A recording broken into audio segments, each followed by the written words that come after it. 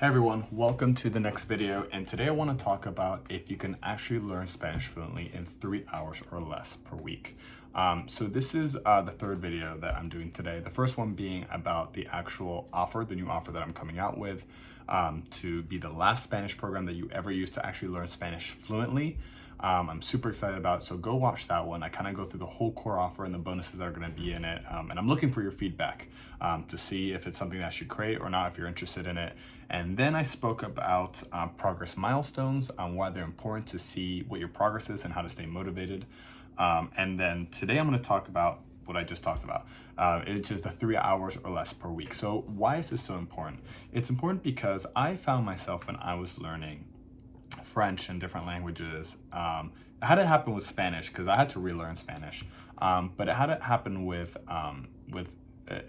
French, where I tried to immerse myself without being in a French-speaking country. So I did eventually go to Belgium to speak French, but while I was here in the United States, I tried to listen to podcasts, I tried to listen to it in the shower, I tried to have French TV, I tried the radio on, and what that led to was burnout. I was like, I cannot listen to more French that I don't understand. It started going from very active listening to passive listening, and it's just not doing anything. It just burns you out.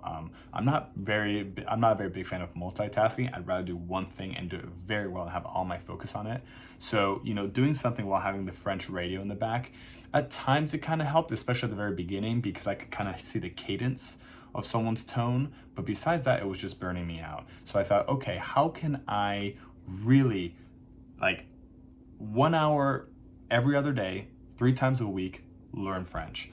So I eventually was able to do that. And then I taught people how to do that in Spanish, and it worked as well. And so it's important because you don't want to, if you're doing more than 3 hours a week, you don't want to burn out, because I've never seen anyone do more than 3 hours a week where they're really hammering it home, doing the important stuff. I've seen people kind of read, do little flashcards, but are they speaking 3 hours a week?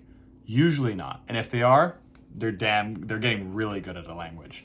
And I've seen people do a lot less, maybe an hour to a week, which is just not enough. I've experimented with every single time interval, 1 hour a week, 2, 3, 4, 5.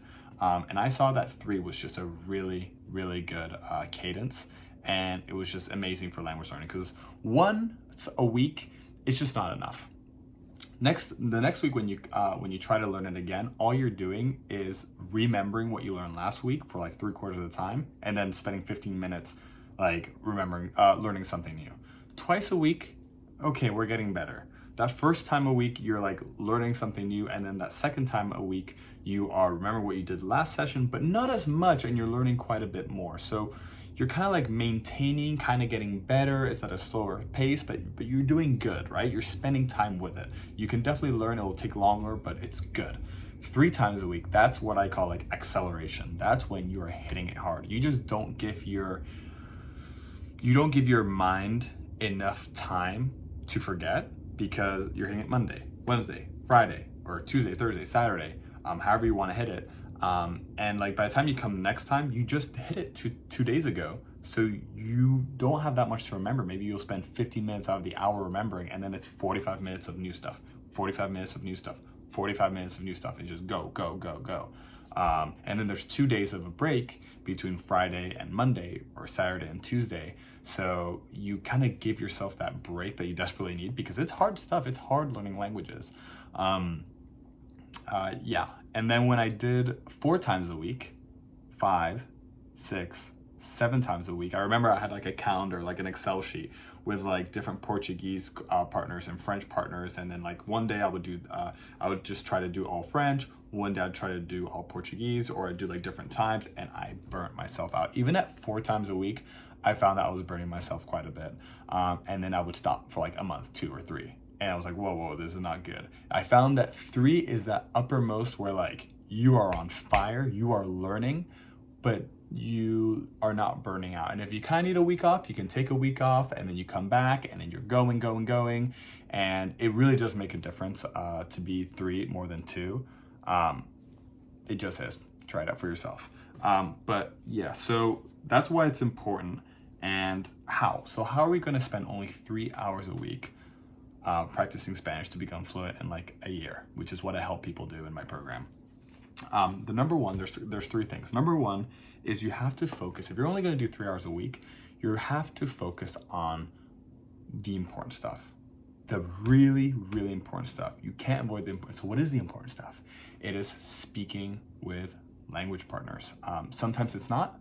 Sometimes, hey, I just really need to get my grammar done, and this hour I just need to just study my grammar, or I need to really think about my vocab. But for the most part, that is the backbone of my whole program, is speaking to language partners. Because as you speak with language partners, that's when you can incorporate new vocab words, and you're like, oh my gosh, what's that new word? Or what's that word that I need? And you don't know. And then your partner tells you, or you learn it later, and you're like, that's the word.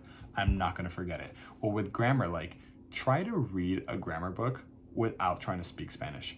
You will be bored to tears. I mean, I know you've done it, but you will be bored to tears. Try to do anything like that. Try to learn tennis, try to learn basketball. Only read about basketball for a year out of a textbook. And then after that, you can play. You will be so bored. Imagine doing a hybrid, because if you only played basketball and you didn't learn, you could be pretty good, but you would be infinitely better if you did a hybrid where you played and then you analyzed that you learned. You played, you analyzed, and you learned. But you should be doing what I always say, twice as much practical as you do theoretical. So for every 2 hours of actual hard practice that you do, you should have 1 hour of like, all right, let me sit back, let me be theoretical about it. Like, let me learn some grammar, some vocab, because it really is hard. It will really, like, I don't know if you've tried this, but if you go to a different country and try to learn their language and like that's your sole objective, you will sleep like 12 hours a day, 12 to 14 hours. I remember waking up at 8 a.m. and having to go to bed at like 6, because the whole day it was just so exhausting to hear people speak in French that you don't understand what they're saying. It's just anxiety producing, and it's just hard. So 3 hours a week, learn what you actually have to do. And before I go on to the next one, what I don't want to see is you just kind of going through flashcards, maybe listen to the radio a little bit, maybe listen to a podcast. That's supportive material. I always talk about this. Like, if you need a week off, take the week off. On your off days, if you want to keep learning, then you can do podcasts, you can do TV, you can do all this stuff. But don't replace watching a TV show with speaking with someone. That's where you get the practice. If you're playing tennis, you get the practice by hitting your drills, but playing with someone. Basketball, you play with someone. If you want to get better at public speaking, you actually speak to an audience. You don't just sit in your room and practice. You need to go out there and actually speak. So, I mean, you can speak in your room and kind of practice, but that's supplemental material. You don't want to practice in your room for a year and then go to the biggest audience you can find and do it, because you'll crash and burn, unless you're a natural. So, 2, we already talked about it. So 1 is doing the actual important stuff, and 2 is not burning yourself out. If you feel at all like you're going to burn yourself out, scale it back. See why you're about to burn yourself out. You don't want to go all out and then literally 4 weeks later you're like, I'm done. And you stop, because as I always say, the biggest reason for people to stop learning Spanish is just because they get unmotivated. It's not because it's hard. They're just like, I tried and it was going well, but I just got unmotivated. I don't know. Literally, that's like every conversation that I've had about why they stopped. It wasn't because this one tense is really hard, or because my teacher was bad. It was, I just kind of got unmotivated. Now, granted that some materials might make it harder to speak Spanish than others. In my program, I try to make it as easy and digestible as possible and fun, so you can actually keep going. But yeah, number 2 is not burning yourself out.